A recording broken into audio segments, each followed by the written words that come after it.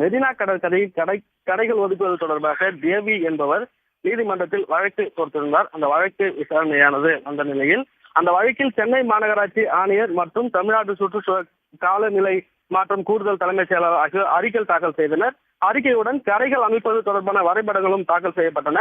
இந்த வரைபடத்தில் கடைகளுக்கான சரியான இடங்கள் குறித்து தகவல் தெளிவாக இல்லை என நீதிபதிகள் தெரிவித்திருந்தனர்.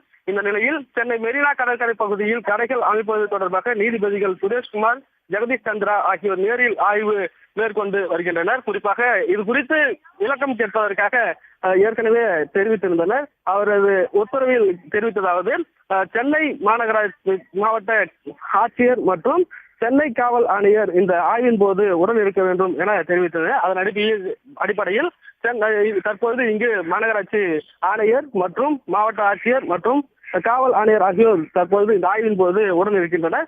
இந்த வரைபடங்கள் குறித்து நீதிபதிகள் மாநகராட்சி ஆணையரிடம் விளக்கம் கேட்டு வருகின்றனர். சதீஷ்குமார், விவரங்களுக்கு நன்றி.